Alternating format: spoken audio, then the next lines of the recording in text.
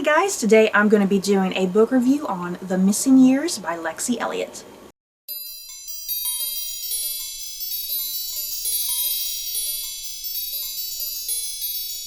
The Missing Years by Lexie Elliott follows Alyssa Calder, who has just inherited a house that belongs to her missing father. Leaving her London home, she travels to Scotland with her half-sister to settle the inheritance. Once at her father's home, Alyssa starts to believe that the house has a mind of its own. She keeps hearing strange noises and keeps finding dead animals in the backyard. Is there a stranger out there with intent to harm her? If so, what is the house trying to warn her about? First off, before I head into this book review, I did win this book through Goodreads giveaways, so thank you very much, Goodreads, for this book. To be quite honest, this book probably would have been something I wouldn't have picked up on my own. So, thanks to Goodreads for kind of pushing me in the path of getting this book, I suppose, because yeah, like I said, I probably would not have picked it up on my own, to be honest. So yeah, my thoughts and feelings on The Missing Years by Lexie Elliott. This was an enjoyable book. That's kind of all I really have to say about it. You know, I mean, it was enjoyable. I liked it. It was a good mystery thriller. And don't take this the wrong way, because I don't really mean this in a bad or negative way. This is just a very basic mystery thriller, and there's nothing wrong with that. It's kind of generic in a sense, but it was still good enough. Like, I still didn't predict the ending, you know what I mean? I still didn't predict the ending. There were still there were still, like, not loose ends, but there were still, like, elements that I wasn't able to predict. There were red herrings kind of thrown in there that, you know, took me out. Like, I thought this was a clue, but it wasn't really a clue. So yeah, I mean, it was just simple and basic. It was enjoyable for what it was. But yeah, this was not like a Gone Girl, you know what I mean? This was not something like Gone Girl that really subverts the narrative and subverts the tropes of the mystery thriller genre, you know. This is nothing like that. It's going to be like mind-blowing and blow you away, you know. It's just simple and basic, and there's nothing wrong with that. Just simply enjoyable and likable, and it serves its purpose and function, you know, if that's the type of thing you like to read. And it did. It had characters that I liked, characters that I was intrigued by, compelled by. But I do think what the book suffers from a little bit, since I'm kind of sitting here mentioning the characters, I do think the book suffers a little bit that there's an overabundance of characters. Because yeah, with a mystery thriller, you do have to be careful with the number of characters that you have. I mean, you do need a proper amount of characters. That way there are options like, okay, who's at blame, you know, who is either, you know, the murderer or the culprit, or who's up to doing whatever, you know, whatever the case of a mystery thriller is. Who is your bad guy, who is your antagonist. You do need enough characters so that way you have suspects, you know what I mean? Because yeah, if you have a small group of characters, you're going to immediately guess who the culprit is, who the villain is. So this book, I mean, there is still a large group of characters, but at the same time, I feel like there's still too many characters. So that's kind of a bit of a negative there for me. And speaking of the characters, I did really like the character of Alyssa Calder. I'm not sure if I'm even pronouncing her name correctly. It's spelled A-I-L-S-A, and I don't think that's Alyssa or Alyssa or whatever. I'm not really sure. I think I'm pronouncing it incorrectly. Either way, I'm calling her Alyssa for the sake of this review to get it in there. I like the character of Alyssa Calder. She's a woman in her 30s. She's a journalist, right? Is she a journalist? Yeah, she works like at a news company and whatnot. Yeah, her boyfriend is a journalist as well, but he's like a journalist, like in front of the screen, like delivering news, and she kind of works more behind the scenes with journalism. And I liked her as a character. I liked her estranged relationship with her half-sister, Carrie. Carrie was a fun, interesting character. Yeah, the two sisters, the half-sisters coming together in this commonality because their father has been missing for a number of years. I think he's been missing for like over a decade. But yeah, the house has kind of come to them and to their inheritance, and they got to make decisions about this house. And yeah, it's like this, it's described as like a manse. It's not like a big huge house, but it's still kind of a nice size. And yeah, it's in Scotland, kind of in the middle of nowhere.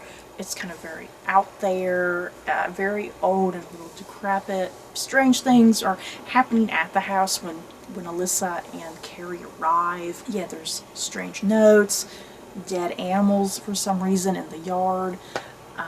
The house obviously making strange and funny noises, kind of that sort of thing with regards to creepy houses.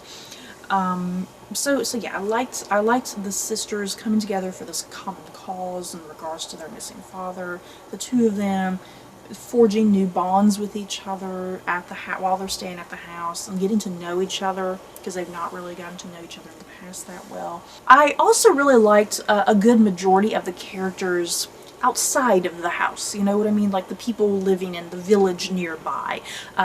These characters are people that come to be friends and enemies with Alyssa and Carrie over their stay at the house. Yeah, all these characters have own interesting backstories of their own mysteries. But yeah, like I said, there's kind of too many of them, because then it's like everybody is very mysterious. You know, it's like everybody in this town is very mysterious, and it's like, okay, there has to be some normal people. There's even a character, he's a detective, and I do wish that the detective had been in the novel a little bit more, because he serves some functions, obviously, over the course of the novel by the very end, and then he has a larger role as well in relation to Alyssa, but it kind of comes out of nowhere. They kind of form a bit of a romance, if you will. Hopefully that's not a spoiler, but yeah, Alyssa and this detective have a slight bit of a romance, but it kind of just happens at the end, and he's just kind of been introduced, and I wish the detective had a larger role earlier. And then outside of the characters, who for the most part I did enjoy, I did like the house itself kind of being a character. You know, that's probably a cliche thing to say with crazy mysterious houses, but it's true though. When you have a weird house in a story, the house itself has to be its own character, you know what I mean? Yeah, I think Lexie Elliott did a good job with this house, you know, describing what the house looks like in detail, kind of the nooks and crannies of it, because yeah, a lot of the nooks and crannies of this house are very important to kind of events that play out by the end. You need to know kind of the structure of the house. So yeah, I liked all that. I liked everything dealing with the missing father, you know. The way this book is set up, in between every chapter, are little paragraphs, just maybe a paragraph like this big or something. And in between every chapter are these little paragraphs where Alyssa, she's come up with fantasies about what has happened to her father, because she doesn't know the truth, and she feels like she'll never know the truth. And yeah, every little paragraph in between every chapter, it'll start off with "my father is whatever," and that's the narrative. She creates a narrative, like the very first one that you're introduced to before the book even starts. It says, "My father is happily living in Australia with a lady called Sarah," and she has a small little narrative that she's compiled in her head. And then yeah, like later in the book, I'll come to another one here at the midway point of the book. Another one, "My father is a ski instructor in a resort in Canada." And then yeah, you can flip to another chapter. "My father is ... I can't think about my father." So yeah, as the book progresses, we get to see these little vignettes, kind of these random narratives that Alyssa has created for herself in order to be at peace with herself. Like, my father is here doing this with so-and-so, you know? And yeah, that's the thing. None of it is real, you know? None of her little paragraphs, none of them are real, obviously, but it's just something to help her peace of mind. So I kind of like that in between every chapter is a little paragraph. "My father is blank." So yeah, overall, I mean, I really honestly don't have much to say about this book, other than that I liked it for what it was. It was enjoyable, a nice pacing to it. I was never bored, which is a good thing. You never want to be bored with a mystery thriller. Yeah, for the most part, I liked all the characters. I liked the story. The house was nice and creepy and eerie, which was great. Yeah, I didn't predict the ending, which is a good thing.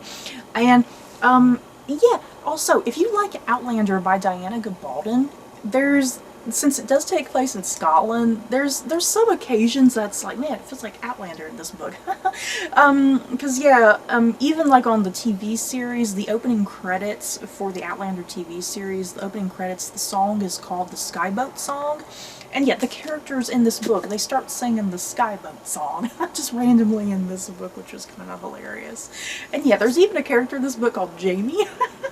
And the way she has his dialect, she has it spelled out. So yeah, if you like Outlander and how Diana Gabaldon writes out the Scottish accent as a dialect, I think you'll like that. You'll get a kick out of it. So yeah, I mean, it's really up to you if you want to read this book. I'm just personally glad Goodreads, you know, I won it on Goodreads because I wouldn't have picked it up otherwise. It was nice, it was pleasant, I enjoyed it, and you may or may not, it's up to you. So that is it for my book review of The Missing Years by Lexie Elliott. In the comments below, have you guys read this book? Do you plan on reading it? Just let me know your thoughts down below. So that's it for this video. Don't forget to like, comment, and subscribe. And if you like this video, you may like these other videos. Bye guys.